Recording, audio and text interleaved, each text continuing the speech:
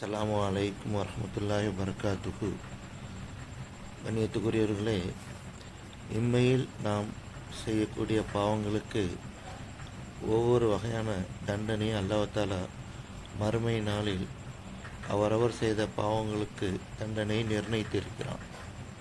அதேபோல் இந்த ஹதீஸை கேளுங்கள். முகத்தில் சதையில்லாமல் வருபவர்கள் அவர்கள் செய்த பாவம் என்ன என்பதை பற்றி இந்த ஹதீஸின் மூலம் நாம் தெரிந்து கொள்ளலாம். புகாரியில் 1474வது நபிமொழி.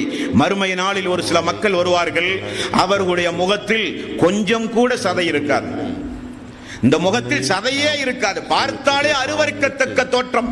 ஏன் அவர்களுக்கு அந்த நிலை? அவர்கள் யாசகத்தையே தொழிலாக ஆக்கியவர்கள், உழைப்புக்கு முக்கியத்துவம் கொடுக்கவில்லை. அவர்கள் தங்களுடைய வறுமையை சகித்துக் கொள்ள பழகவில்லை.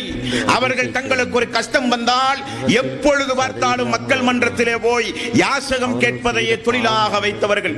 ஆகவே மக்களிடம் யாசகம் கேட்டு திரிகிற ஒரு மனிதன் மறுமை நாளில் எப்படி எழுப்பப்படுவான் என்றால், முக சிறிதளவு கூட சதையில்லாமல் வெறும் எலும்பும் தோளுமாக அவர்கள் எழுப்பப்படுவார்கள் என்று ரசூலுல்லாஹி ஸல்லல்லாஹு அலைஹி வஸல்லம் அவர்கள் கூறினார்கள். இப்படிப்பட்ட ஒரு தீய குணம் ஒரு இறை விசுவாசிக்கு இருத்தல் கூடாது. அவர்கள் செய்த பாவம் என்ன என்பதை பற்றி இந்த